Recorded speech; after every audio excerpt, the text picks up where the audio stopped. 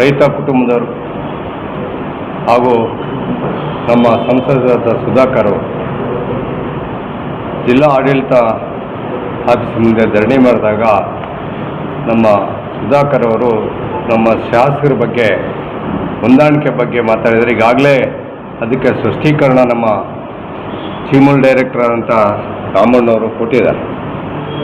ಬಹುಶಃ ಇವತ್ತು 224 ಶಾಸಕರ ಪೈಕಿ ಶಿಡ್ಲಘಟ್ಟ ಶಾಸಕರು ಯಾವುದೇ ಒಂದು ಕರೆಕ್ಷನ್ ಇಲ್ದಿರ ಅಭಿವೃದ್ಧಿ ವಿಷಯದಲ್ಲಿ ಪಕ್ಷಾತೀತವಾಗಿ ಕೆಲಸ ಮಾಡ್ತಾ ಇರೋದ್ರಿಂದ ಅದು BN ರವಿಕುಮಾರ್.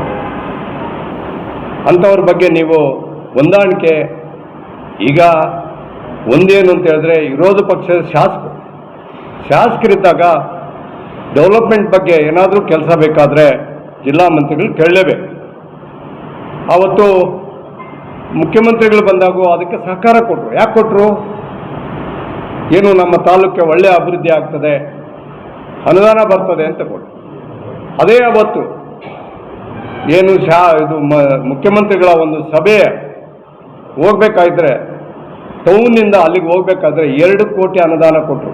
ಒಂದೇ ದಿವಸ ಸ್ಯಾಂಕ್ಷನ್ ಮಾಡಿ ಅನುದಾನ ಕೊಟ್ಟರು. ಇದು ನಮ್ಮ ಶಾಸಕರ ಒಂದು ನಡವಳಿಕೆ. ಏನು ನಾವು ಪಕ್ಷಾತೀತವಾಗಿ ಕೆಲಸ ಮಾಡಿ ಅಭಿವೃದ್ಧಿ ಕೆಲಸ ಮಾಡಬೇಕು ಅನ್ನೋದು ಒಂದು ಬಿಟ್ಟರೆ ಅವರು ಪಕ್ಷಾತೀತವಾಗಿ ಕೆಲಸ ಮಾಡ್ಕೊಂಡು ಇಂಥವ್ರ ಬಗ್ಗೆ ನಮ್ಮ ಸಂಸದರು, ಯಾಕಂದರೆ ಹಿಂದೆ ನಾವು ಜಿಲ್ಲಾ ಪರಿಷತ್ ಸದಸ್ಯರಾಗಿದ್ದಾಗ ಬೇರೆ ಬೇರೆ ಹುದ್ದೆಗಳಿದ್ದಾಗ ಕೂಡ ಅವರ ಮಾತಿಗೆ ಗೌರವ ಕೊಟ್ಟು ನಡ್ಕೊಂಡಿದ್ವಿ.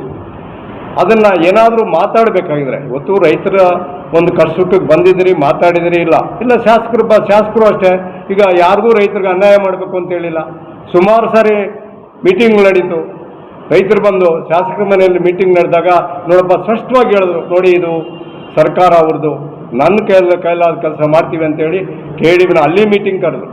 ಒಂದು ಗಾಂಧಿನಗರದಲ್ಲಿ ಅವರ ಮಂತ್ರಿಗಳ ಒಂದು ಆಫೀಸಲ್ಲಿ ಒಂದು ಸಭೆ ಕರೆದ್ರು. ಆವಾಗ ಕೂಡ ಕ್ಲೀನಾಗಿ ನಮ್ಮ ಶಾಸಕರು ಸ್ಪಷ್ಟೀಕರಣ ರೈತರು ಕೊಟ್ಟರು.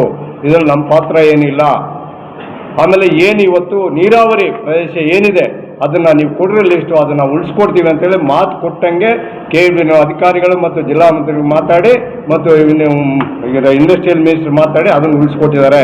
ಅವ್ರ ಬಗ್ಗೆ ಏನು ಅಲ್ಲಿ ಇಲ್ಲಿ ಸಲ್ಲದ ಮಾತುಗಳು ಮಾತಾಡಿ ಅವರ ಬಗ್ಗೆ ಅಗರವಾಗಿ ಮಾತಾಡೋದು ತಪ್ಪು ಅಂತ ಈ ಸಂದರ್ಭ ಹೇಳೋಕ್ಕೆ ಮೊನ್ನೆ ಸುಧಾಕರ್ ಮತ್ತು ರೈತ ಬಾಂಧವರಿಗೆ ಹೇಳೋಕ್ಕೆ ನಾನು ಇಷ್ಟಪಡ್ತೀನಿ ಅಂತ ಹೇಳ್ತೀನಿ. ನೆಕ್ಸ್ಟ್ ಸರ್ಕಾರದ ಒಂದು ಕ್ಯಾಬಿನೆಟ್ ದರ್ಜೆಯಲ್ಲಿ ಕೂತ್ಕೊಂಡು ಮಾತಾಡೋದು. ಈಗ ನಾವು ಸರ್ಕಾರದಲ್ಲಿ ಅದೇ ಪಕ್ಷದ ಶಾಸಕರಾಗಿದ್ದರೆ ನಾವು ಹೋಗಿ ನಮ್ಮ ಮುಖ್ಯಮಂತ್ರಿ ಇದ್ದರೆ ನಮ್ಮ ಮಿನಿಸ್ಟ್ರ್ ಇದ್ದರೆ ಮಾತಾಡ್ಬೋದು. ನಮ್ಮ ಪ್ರಯತ್ನ ನಾವು ಮಾಡಿದ್ದೀವಿ.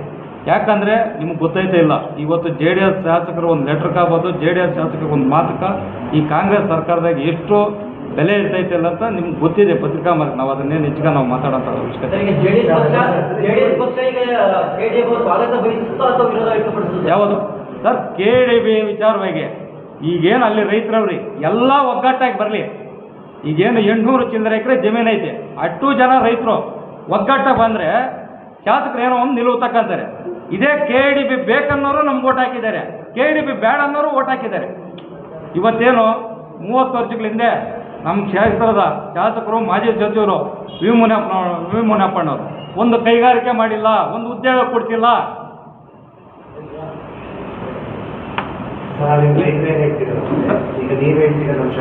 ಚುನಾವಣೆಯಲ್ಲಿ ಸೋತು ಮನೇಲಿ 3 ವರ್ಷ ನೀವು BJP ಗೌರ್ಮೆಂಟಲ್ಲಿ ಮಿನಿಸ್ಟರ್ ಆಗಿದೆ. ನಿಮ್ಮ ಮನೆ ಬಾಗಿಲಿಗೆ ನನ್ಗಿಂತ ಕೆಲಸ ಮಾಡಿಕೊಡಂತ ಎಷ್ಟು ಬಂದಿದ್ರು. ನಮ್ಮ ಶಾಸಕರು ಸ್ವಾಭಿಮಾನ ಆತ್ಮಾಭಿಮಾನ ಇಟ್ಕೊಂಡು ರಾಜಕಾರಣ ಮಾಡ್ತಾ ಇರೋದು. ನಿಮಗೆ ಬರೀ 1 ವರ್ಷ ಅಧಿಕಾರ ಇಲ್ಲ ಅಂದರೆ ಸಾಕಾಯಿತು. ನೀವು 1 ವರ್ಷಕ್ಕೆ ನೀವೆಷ್ಟು ಚಡಪಡಿಸಿದ್ರೆ ನಾವು ನೋಡಿದ್ದೀರಿ.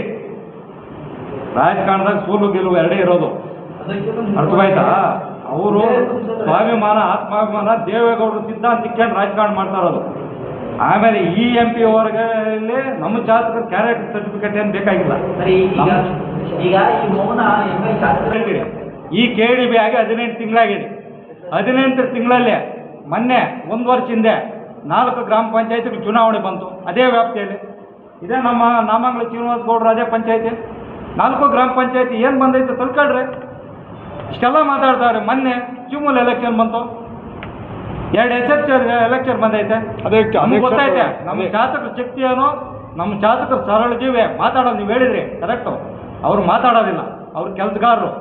ಅವರು ಫ್ರೀ ಅಡ್ವರ್ಟೈಸ್ಮೆಂಟು ಪ್ರೆಸ್ಗಳ ಮುಂದೆ ಕೂತ್ಕೊಂಡು ಇಲ್ಲ ಸೋಷಿಯಲ್ ಮೀಡಿಯಾ ಇನ್ನೊಂದು ಮತ್ತೊಂದು ಅವ್ರ ಕೆಲಸಗಾರರು. ಅವ್ರು ಎಲ್ಲಿ ಕೆಲಸ ಆಗಬೇಕು ಏನು ಮಾಡಬೇಕು ಅಷ್ಟು ಮಾಡ್ತಾರೆ. ಅವರು ಈ ಥರ ಪ್ರಚಾರ ಫ್ರೀ ಇರಲ್ಲ. ಶಿಡ್ಲಘಾಟ್ ಕೆಲಸಗಾರರು ಅದೆಲ್ಲ ನಿಮಗೂ ಗೊತ್ತೈತೆ. ಏನಣ್ಣ ನೀವು ಮಾತಾಡೋದು ಕಮ್ಮಿ, ಯಾಕೆ ನೀವು ಒಂದು ಪೂಜೆ ಮಾಡಲ್ಲ, ಒಂದು ಡೆವಲಪ್ಮೆಂಟ್ ವಿಚಾರ ಬಂದು ನಾವು ಮಾತಾಡಿದ್ದಾರೆ ಅದನ್ನು.